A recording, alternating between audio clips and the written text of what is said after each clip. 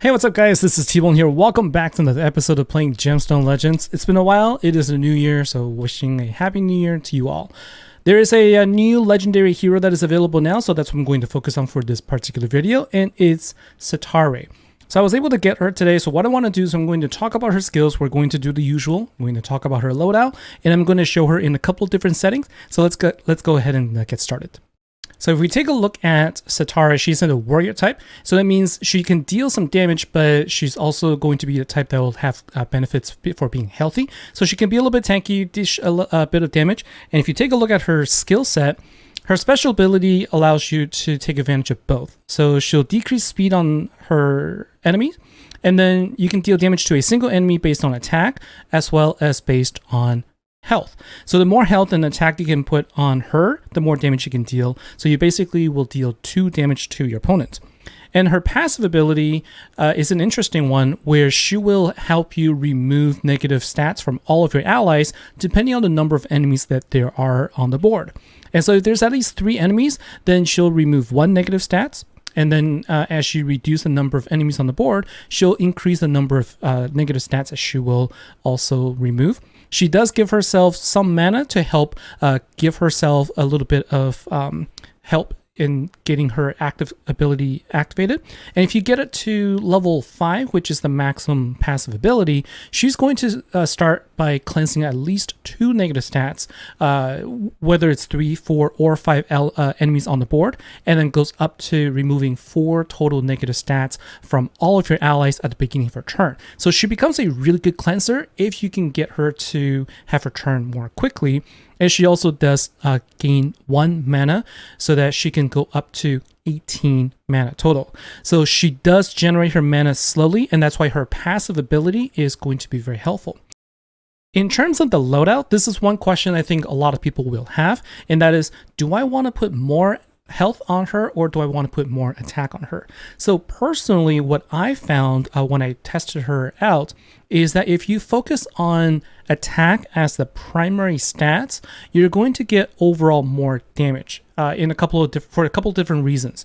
One, she's going to just deal more damage overall because you'll get more more opportunities to boost her, whether it's through in the game, attack boost, or through leadership skills, and also through tile damage. So when you select tiles, you're also going to deal more damage overall to your enemies. So actually getting attack as the primary stats, as I found, nets a little bit more damage. I've tried this putting health on her, and I compared the overall damage, and you do get a little bit more from using the attack as primary stats. But if you take a look, what I've done is I've looked for opportunities to give more health where possible. So I do have 1 set of life on here. I also look for opportunities where health is in a sub stat.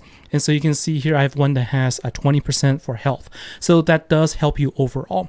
For your glove, you're going to want to use critical damage if you can. So you want to try and find opportunities to look for critical rate so that you can get to at least 85 or higher. So you can see right now, I have 90% crit rate and 165% crit damage.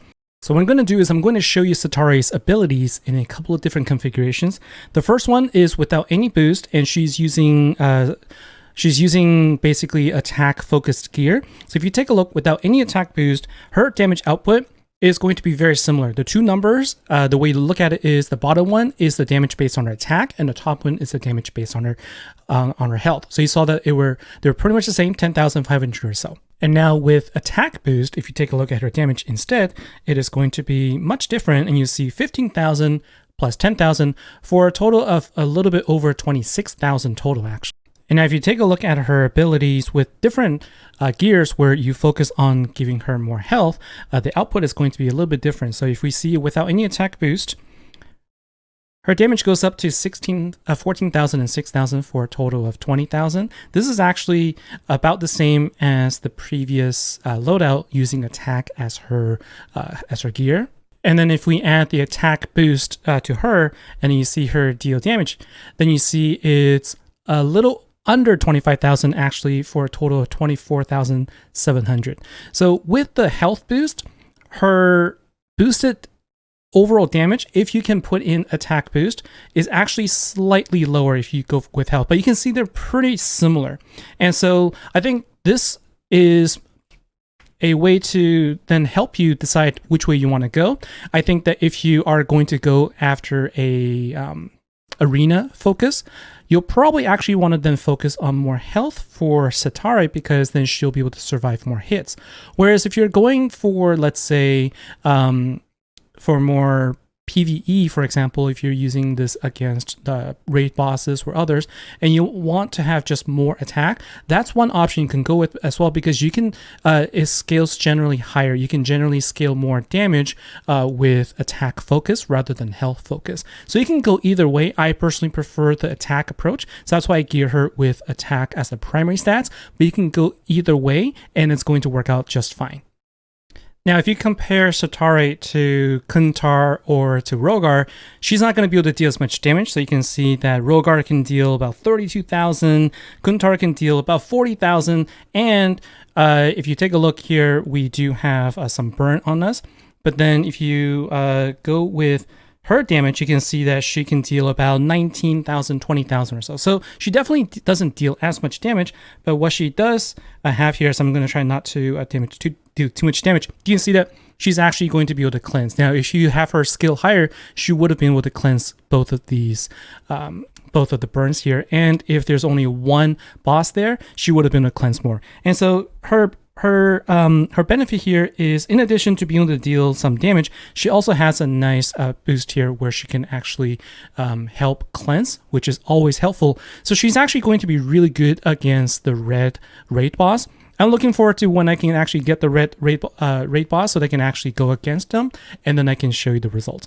But this is Setareh. Basically, I think that she's going to be really good against PvE as well, against bosses. I think she's going to be great. She'll be a good complement to your Rogar or your Kuntar without needing somebody like Sigil, who is a legendary hero that many people don't have. So I think that she's going to be great in those situations, and I think that if you wanted to use her in the arena, she definitely will be a very good attacker as well. You'll want to focus on health in that case, so that you can have more survivability. She's going to pair really well with somebody like Gaffadeth, who's going to give her additional shield so that her health can be even higher. So I think that she's really good. She's a really good addition to this whole lineup here. So if you do get her, I definitely highly recommend you leveling her up and giving her a shot.